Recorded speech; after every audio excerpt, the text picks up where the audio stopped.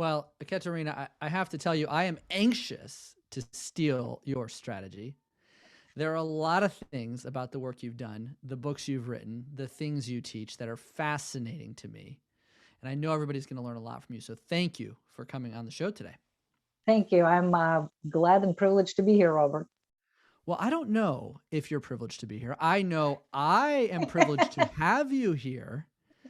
You know, it's really amazing to me. You got to tell me a little more about this because I saw that Fortune magazine listed you as one of the most impactful people on social media alongside Bill Gates, Oprah Winfrey, Warren Buffett. I mean, come on.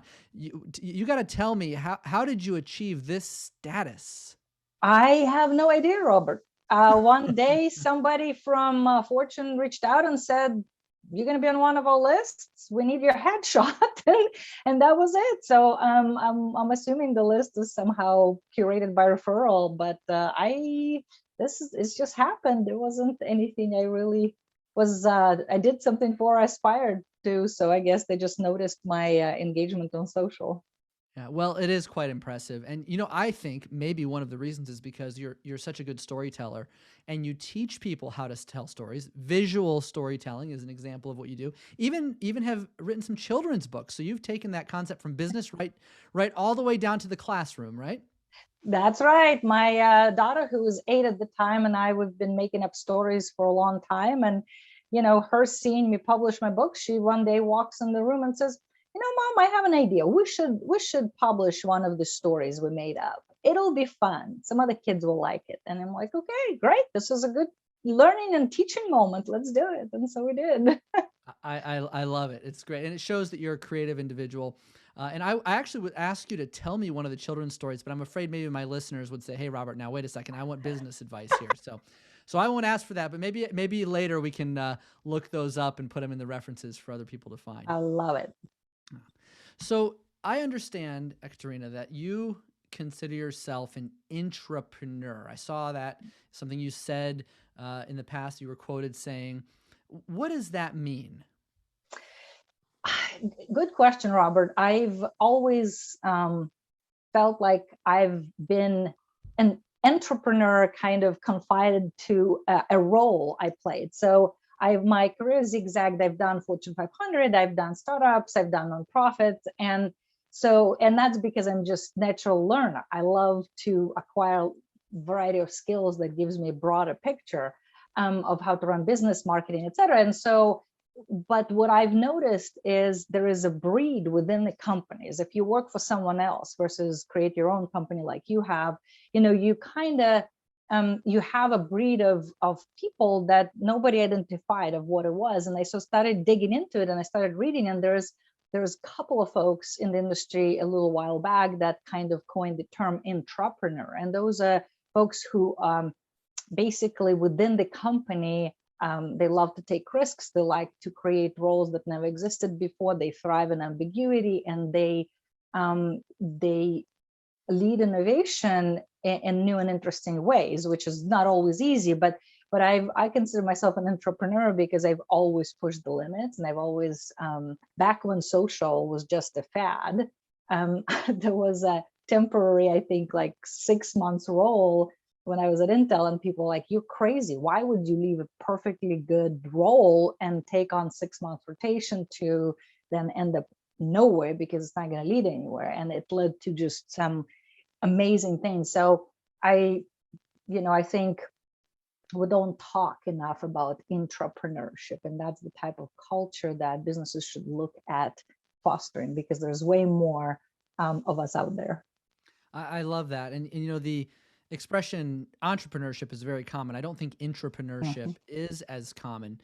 But Agreed. there's a lot of value in that for small business owners, especially if they have employees who think that way. They can drive their business forward much more successfully. I think there are probably a lot of our listeners, though, they have a few employees. They are entrepreneurs because most financial advisors that we work with, they're independent business owners.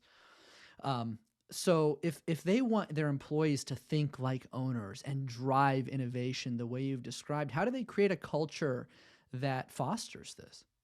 You empower, right? You empower, and it's not just empower a person to try to define a role that is needed for the business at that point in time, but you also empower them sometimes with the budgets, right? So if you look at Ritz Carlton, right? I mean, this is a brand that is full of entrepreneurs. I mean, you could be swiping, sweeping floors, or you could be doing marketing for the company. It doesn't matter what you do, but each person is empowered, right? I mean, people who work at their hotels are given, hey, you have $2,000 to use at your discretion to make sure all of our customers are happy. I mean, that is an embodiment of empowerment, right? You empower your employee as a resource, and then you empower them financially to really make decisions that make your brand what it is. I mean, how amazing is that, right? So I think a lot of times, kind of just let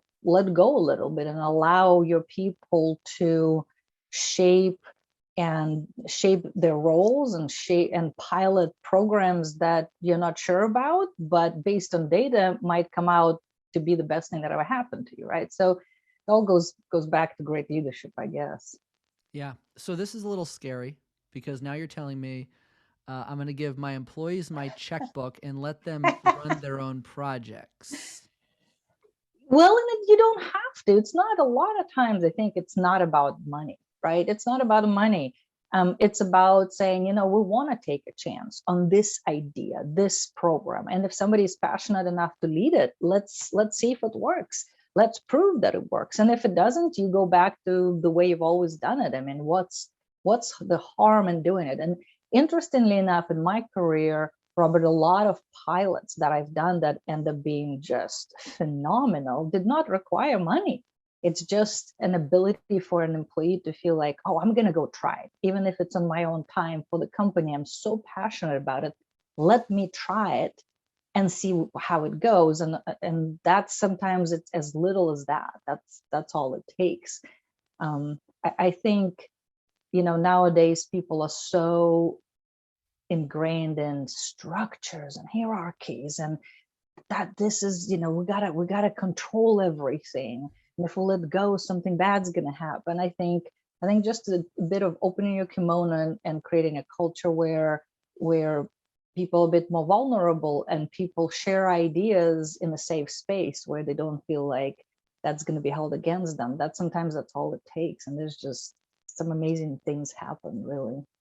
Yeah, you're absolutely right, by the way. And what I said about being scared, I personally, I'm not really scared. I know some of our listeners might be, but I buy into this, and we actually have found that by doing that, with when you have smart, motivated people, and Mm-hmm. you give them the space to do that, and you let them take ownership, you can move much faster because you're not the only one trying to come up with the ideas and execute. And then, yeah, a lot of things will fail, but you get comfortable with that, and the benefits are far greater than the failures. And a lot of times, people's perspective when they're on the front lines is better than yours as the entrepreneur. It's easy to think you have all the answers, but when you let other people who are doing the work every day come up with things and innovate, it gives them a sense of pride. It helps them to feel a sense of achievement inside the business, and even reap potentially some rewards of that if you have good compensation structures for success. Agreed. I mean, I think Steve Jobs and a couple of others, really great business leaders, said something to the effect of, "Hey, I hire people smarter than me. Right? Why would I hire people like me? I hire people smarter than me and put them in a team and let them do what they need to do." And so there's nothing wrong as a leader with being humble and admit you're not great at something, but if you hire correctly and empower correctly, it can just move mountains. It's great. Yes, you can. And you actually mentioned a couple of business leaders I respect. You actually wrote a book as well. You've studied a number of business leaders. I think your book, Think Like Zuck, Mm-hmm. that's about Mark Zuckerberg, I assume, in your title. I Yeah, haven't read it. I have to know, so I'm going to tell you that up front. But tell me, what can we learn from Mark Zuckerberg? well, it's not just about Mark or Facebook as an example of sort of their first 10ish years of existence and how they build and scale. That there's a lot of other entrepreneurs, right? Like Dyson and a lot of other smaller companies that are fascinating. Zappos is an example, always been an example in so many ways. I think it's all, the book is focused around 5 P's of business, right? One of them is product, one of them is people. But I think the what we can learn from how the businesses are built and scaled and how the cultures are created, that's always been fascinating to me. And so, little things like when, and I know right now Zuckerberg is a big controversial topic, but when you look at how he started, it was just a lot of smart business. I mean, he refused to grow fast, even though the demand was there. He knew that if his his product, excuse me, or his service is not gonna really manage and meet the demand the way it should be, right? He's just not going to be successful long term. So all the colleges wanted to join in, right? Because it all started with colleges, and he held back and expanded very thoughtfully. I mean, little things like that really make sense, right? Especially currently in an environment where we're run, run, run. Oh my gosh, there's huge demand. Let's go, even though sometimes it's to the detriment of a long-term growth. So it's all about how to be thoughtful in how you build product, how you build your teams, how you build your culture. Yeah. So about that culture piece, a lot of the things you've already been sharing with us are about culture. When you look at some of these great brands that you just mentioned, what are the aspects of their culture that make them so great, that help them attract the right people and thrive? Because I know it's not just about processes, it's not just about products. Culture is so important. What are some of the lessons that you think even small business owners can take away from those companies about how to build a great culture? Zappos taught us that hierarchy is not as important as we think. I mean, these are the guys that it doesn't matter what role you have, you can go and talk about the company. We're not afraid that you're going to share something we're worried about, right? Go talk about the company. That they empowered this whole layer of employee advocacy that's just swept the world, right? Everybody loved buying from them. Everybody loved working for them. And if some of them didn't, they just left and went somewhere else. But they were not afraid, they were not scared of allowing storytelling to thrive, this organic storytelling from their customers, their employees, their partners, to really get out there. I mean, talk about organic word of mouth brand building. It's insane, right? I mean, look at what Salesforce is doing. I mean, and right now, especially environment we're in, you got to stick to your guns. Salesforce is 20-plus-year-old company, and they've always had the 4 values that they have. They started with 3, and they added equality. That's towards a couple of years in, they added 1, but they never wavered. It was all about customer focus. It was all about impact. It was all about equality and respect. And so the consistency of who you are as a company stays. And even if you have to go to bed, which Mark went to bed on a lot of issues, recently, some political and issues around that are happening locally. He really embodies, he sticks to those values, and he never wavers. So, I mean, culture, man, culture eats strategy for breakfast, lunch, dinner, and everywhere in between. And we know that, but it's the hardest thing to build. And I think the way you do it is you stick to your values and you grow your team and the company around those values. And it's just, and not being afraid to stand up for what you believe in, because that's who Yeah. you are. So, Yeah, no, it's absolutely true. And you talk a lot about the authentic approach mhm. to taking a stand that empowers your brand. And that's what you're talking about here, right? If it's not authentic and if you're not willing to take a stand for it, then there's no power. That's right. But if the employees see it, feel it, believe it, act it, it amplifies Right. the brand. Right. How does that relate to what you were talking about earlier with having brand ambassadors inside the company, storytellers out there where your employees are now actually becoming champions for your company? Oh, in our last book, Jessica and I, my co-author Jessica Jolie and I wrote 2 books, one on visual storytelling, and our latest one was on laws of brand storytelling. So when when we look at the definition of a brand, right, it could vary depending on who you are. But our very simple definition of a brand is the sum of interactions, real and perceived, that a person has with the company across all touch points. So it means literally everything. And it's fascinating to me that people spend so much time putting this amazing consumer brand messaging out there, yet the consumers are smart enough to understand if your employees are not happy working for you, your product is probably not that great and your brand is probably not that great. So, when you look at employee advocacy, there's been a number of data points out there, but the one that I keep repeating over and over, and it's on a conservative side, is when your employees talk about their own experience with your brand and how much they love and engage with your brand, that message carries 8 to 10 times more impact and visibility and engagement than when your brand goes out there and says, "Oh, we're awesome. Look at us. We're so amazing. We have everything. Our brand is great. Our product is great." Nobody cares. What people care about is the stories. And so I always say, tell, don't sell. And so when you talk about storytelling, it could encompass anything.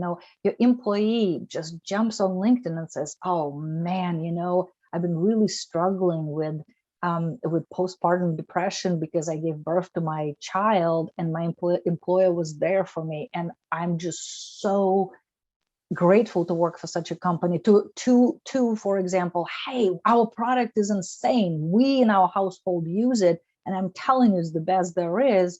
Check it out," right? So it doesn't matter what message it is, but when you add that personal element or that storytelling element, the impact is immeasurable. But a lot of times brand storytelling means us tooting our own horn to brands versus let our employees, partners, customers do the talking. Yeah. Yeah. That's such a good point. I think there might be some fear Oh yeah. that businesses have about letting their employees do that. Oh yeah, absolutely. Maybe their story doesn't get told right or in the controlled way they want. How do you overcome that fear? Oh man, I've lived through that for so many years in different roles that I held. And the short answer is you cannot, period, in the story. Now, you can put together guidelines. Hey, here's some things you should consider. So like when we were at Intel, we were one of the very first together with Cisco and Dell and Adobe to sort of start looking at social for business and digital, becoming really digital transformation company. We've put together pretty good policies and training and education for our own employees. I mean, I rolled out in partnership with a couple of other colleagues, digital IQ training that didn't just teach you, well, here's why social is critical, here's how you engage on it, but taught you do's and don'ts. Here's the things that happened to us. Here's what we did that you probably don't want to repeat. Here's the things that you need to consider. Here's how you represent the company. If you want to be even a sort of mini spokesperson. It's all about an education. The reality is, Robert, we cannot stop employees complaining about the company and the culture if they really want to. We just can't. But imagine if we let go of that fear and empower that our brand being built through the lens and identity of so many employees who most of them probably love working for us. So, your brand identity isn't fixed, it's fluid. And if you stay true to who you are and your mission and everything you do, you have a chance to build on it consistently with your everyday stories and employees' everyday stories, and you strengthen your brand. In the age of empowered consumer, your brand is not what you say it is. It's what they say it is, and that includes employees. That's right. Yeah. And empowered consumer is true. Empowered employees is true too. And how often do we see it, right? Company mistreats employees, it makes big news. And if you're even in a small business in a small town, that can be very damaging. Very much so. At times. Yeah, absolutely. So create the right environment, empower people, make sure they love being there, and let them tell the story in their own way. I think that's a great lesson.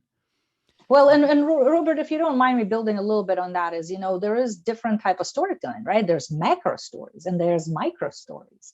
So macro stories are the why, the foundation, and the reason for everything your company does. And especially if you're a small business, your community will know that and should know that, right?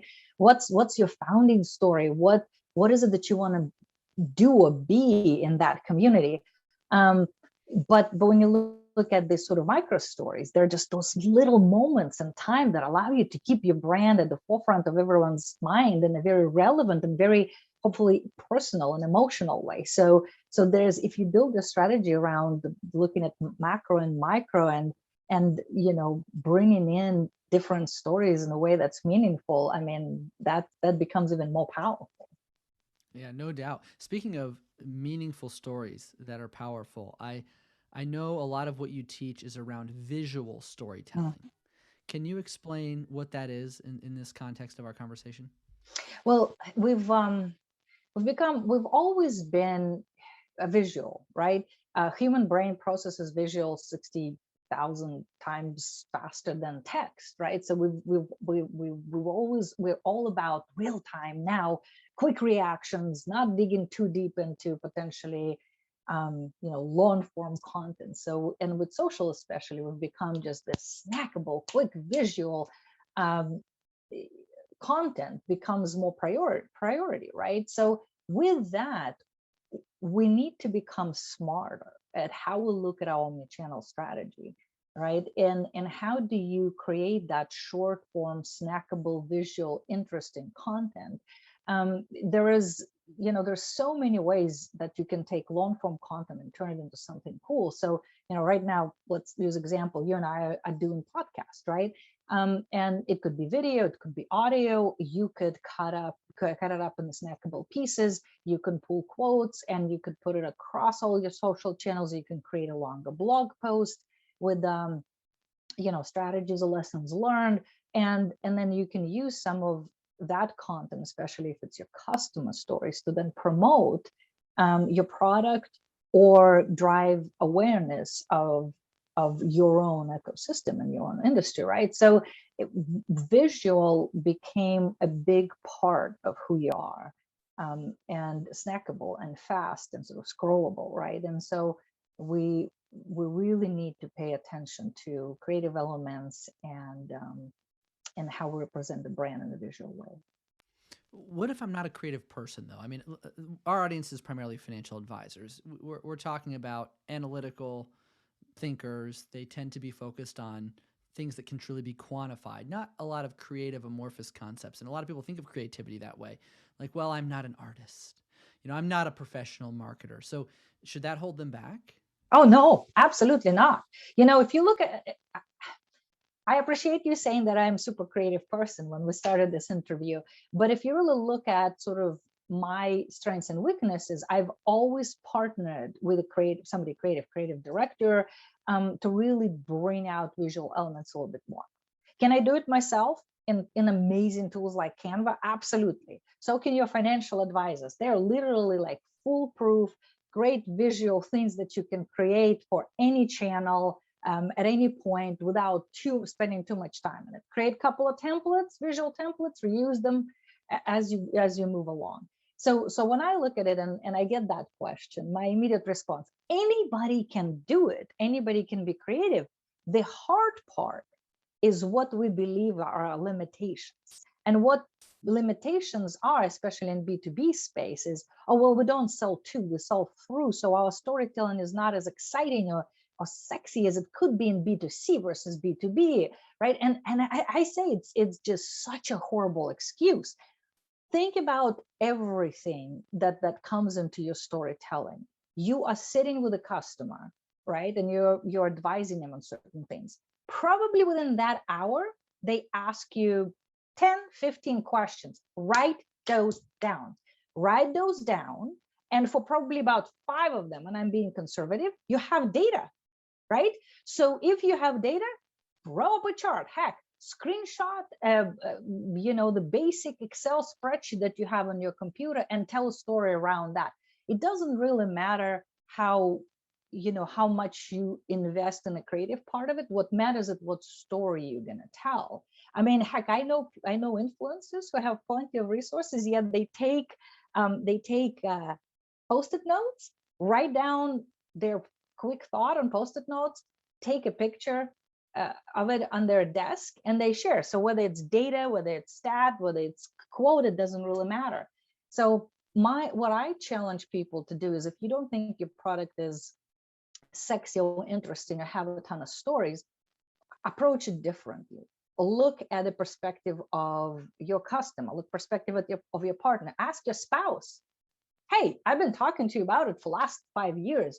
If you are to engage my services, what would be the most interesting thing for you? And then visualize it in a snippet, tell a short story, right, to accompany it, and then say, hey, come talk to me. There's more data that I can give you. There's more we can talk about.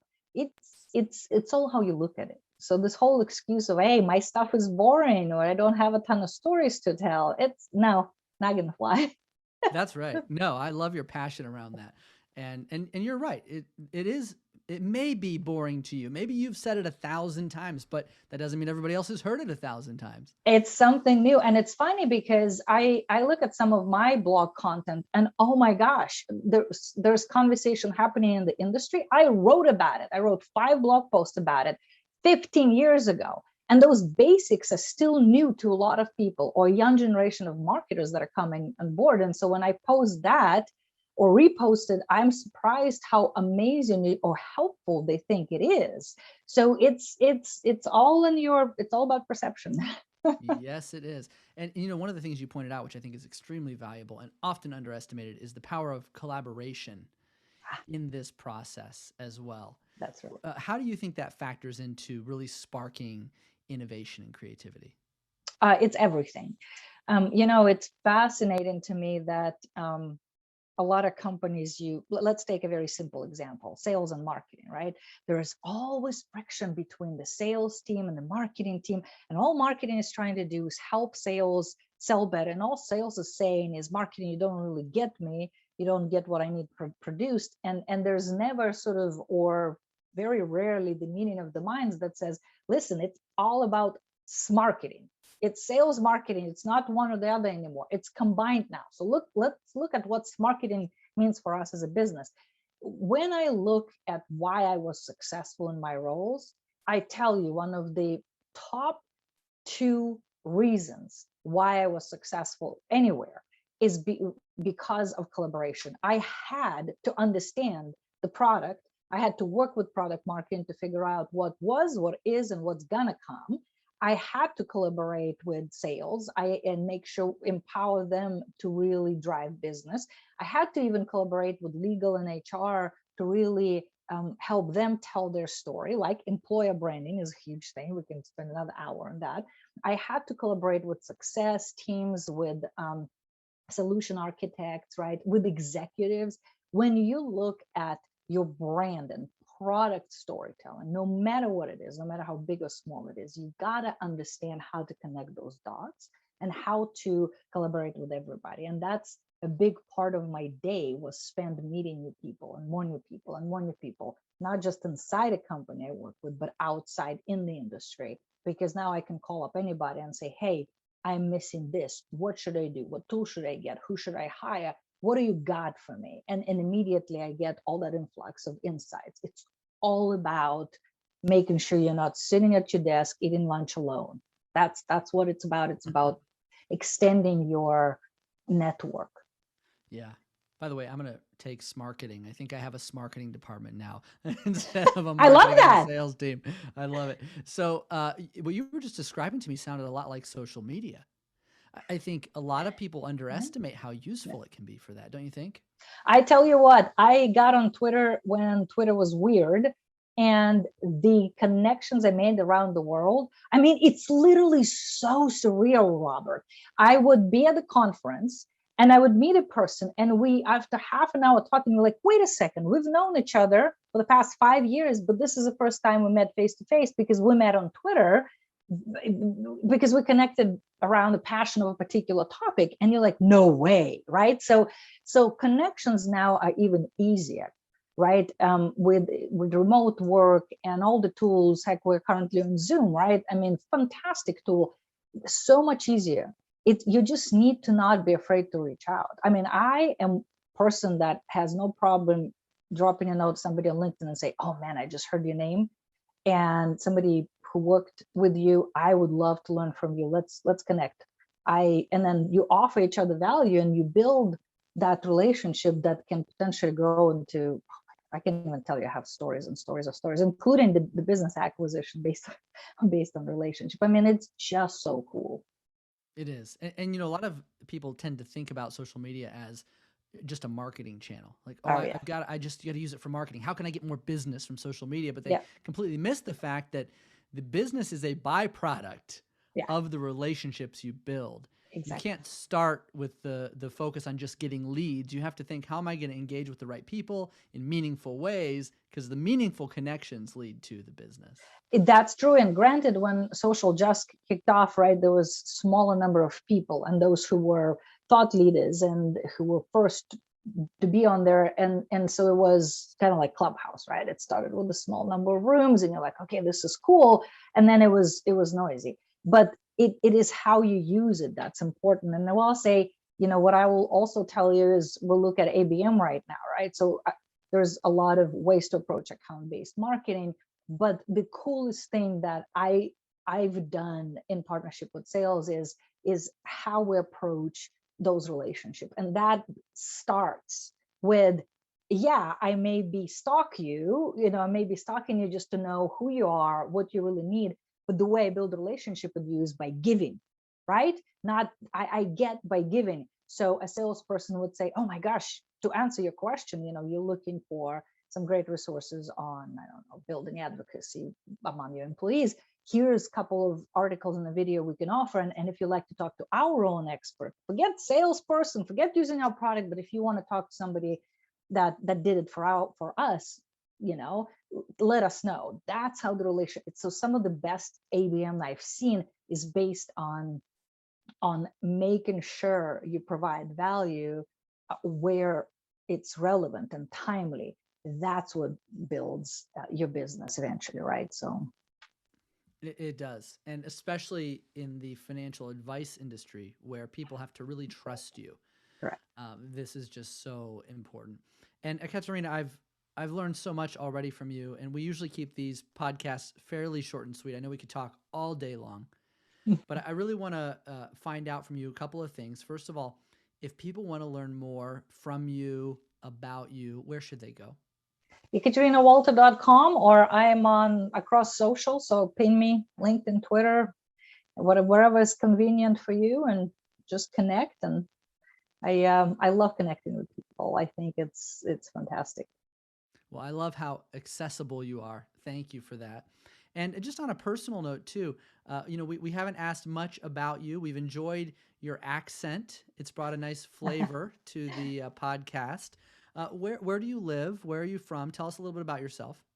I actually, yes, the accent is Russian. So I lived half of my life in Russia and half of my life now in the United States, and specifically a big chunk of it in Portland and Oregon, and absolutely love it here. And that's where my family is. And that's probably where I'm going to retire. And um, but I'm a very international citizen at heart. I love traveling. I've always worked with global teams. And like I said, love to connect with people from all over the world. So ping me if you want to connect, and I'll be happy to say hi. Other than that, I love what I do, and I'm so privileged to do it. At a place and in a country that allows me to be my best self, and I'm privileged that I, I every day I wake up and I want to go to work. Right? That's it's huge, I think. So no regrets, living life to the fullest. That's me. Well, we can tell that about you, and your passion shines through. And we cannot wait to hear you on the main stage at Jolt in May. We're excited to have you as one of our speakers. We don't want to give everything away, but let's leave everybody here today with just a little something. This podcast is Steal My Strategy. So, of all the things we've discussed today, maybe there's something we didn't cover that you think is really important, and you want our listeners to take away as they steal your strategy? Or maybe it's something we talked about that you just want to reiterate as being the most important thing we've covered today. If they take one thing away, what should it be? Well, first of all, I'm psyched to be at Jolt. I look forward. Amazing event, great speaker lineup. I'm privileged to be a part of that. So super excited about it. I will say that one of the things that I think continues to be underutilized, and I don't care who you are, I don't care how boring and weird you think your product is, it's very underutilized, and it is using video, and especially using video to sell.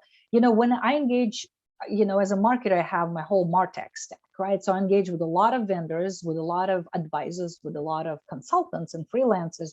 And some of the coolest sells that I've seen, or pitches that I've seen, are video. So getting an email that says, hey, check out this 2-minute video that's attached, and really talking about how somebody can help me be better or my business be better, it tops everything. Not a lot of people do it, Robert. You will be surprised. So you're a financial advisor. Get out there, show your face, show your personality, show your attitude, show your knowledge. It doesn't have to be as exuberant as I am. You don't have to be, super extroverted. Maybe you're an introvert. But when you get on video and you share a quick tidbit, a quick piece of information, or you do a sales pitch in video, it is so much more. It allows you to establish emotional connection. It allows you to get for other person to get a feeling for who you are that text alone will never do. So get out there, get yourself on video. It doesn't take much. It's not super time. You're not going to spend a ton more time on this, but it just does wonders. I think you're absolutely right. That's an excellent takeaway, and I hope everybody really applies it, because there's no doubt the power of it, and you stated it very well. Thank you. Everything you've said today has been enlightening. We really appreciate you being on this podcast. Thank you, Ekaterina, very much. Thank you for having me, Robert.